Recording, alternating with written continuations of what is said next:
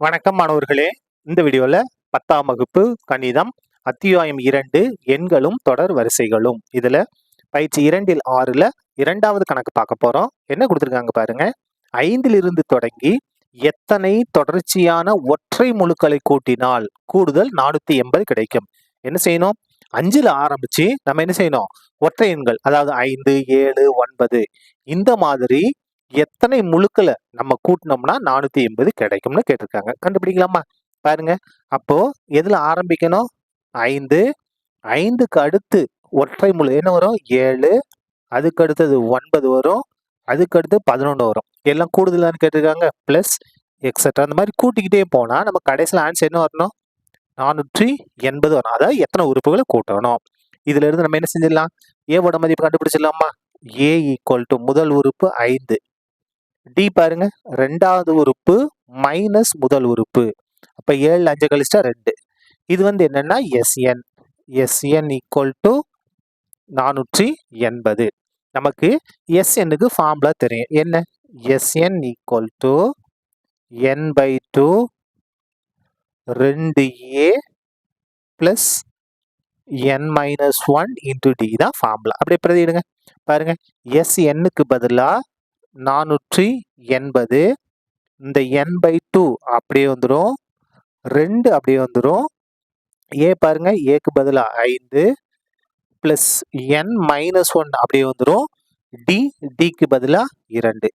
இப்ப பாருங்க, இந்த 2 வகுத்துல இருக்காங்க பெருக்கலாம் மாறுமா? அப்ப 480 பெருக்கல் 2 equal to n into 2 5 பெருக்குங்க 10 plus இந்த 2 உள்ள பெருங்க, 2 n பெருக்குனா 2n மைனஸ் 2 1 2.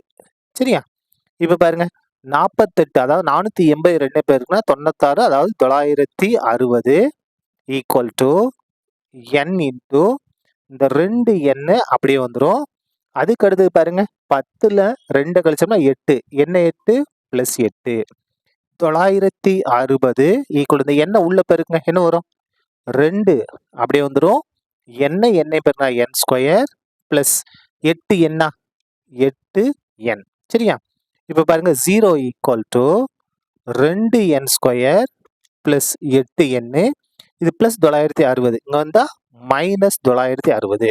அப்படியே சைடை மாற்றி எழுதுங்க. therefore 2n square plus 8n minus 960 equal to 0. இப்ப பாருங்க, இதுல இருக்க எல்லாமே 2 மடங்குல இருக்கா? அப்ப 2 கொண்டு வகுத்துடலாமா?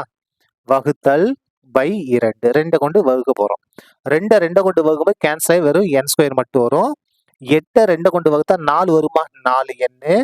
இது 960 2 கொண்டு வகுத்தோம்னா 480 ஈக்குவல் டு 0. இப்ப இதை காரணிப்படுத்த போறோம். இந்த மாதிரி ஐ மாதிரி போட்டு காரணிப்படுத்துறது. பாருங்க, n ஸ்கொயரோட கெழு 1, மாறிலி உறுப்பு மைனஸ் 480. அப்ப பெருக்குனா என்ன வரும்? மைனஸ் 480. என்னோட கெழு என்ன? 4. அதாவது 2 எண்களை பெருக்கும் போது மைனஸ் 480 வரணும், கூட்டினாலும் கழிச்சாலும் 4 வரணும். எந்த நம்பர்னா 20 பெருக்கல் 24. இதை பெருக்கி பாருங்க, 24 20 பெருக்கினா 480 வரும். ஆனா நமக்கு பிளஸ் 4 வரணும். அப்ப எதுக்கு மைனஸ் கொடுக்கணும்? சின்ன நம்பருக்கு மைனஸ் கொடுத்தாதான் நமக்கு பிளஸ் 4 வரும். பாருங்க, 24ல 20 கழிச்சா 4 கரெக்டா வந்துருச்சா? பை என்ன, இந்த n ஸ்கொயர் உறுப்புல அடுக்க விட்டுட்டு அடிமானத்தை எழுதணும். n இப்படிதான் காரணிப்படுத்தணும். இப்ப பாருங்க, n மைனஸ் 20, n மைனஸ் 20, அதுக்கு அடுத்தது n plus 24, n plus 24 equal to 0. இதை ரெண்டா பிரிச்சிருவோமா? எப்படி பிரிக்கலாம்? n minus 20 equal to 0, n plus 24 equal to 0. ரெண்டு காரையும் தனித்தனியாக இது பண்ணியாச்சு. அப்ப பாருங்க, n ஈக்குவல் டு மைனஸ் 20 இங்க வந்தா பிளஸ் 20 மாறும். இங்க வாங்க, n ஈக்குவல் டு பிளஸ் 24 இங்க வந்தா மைனஸ் 24.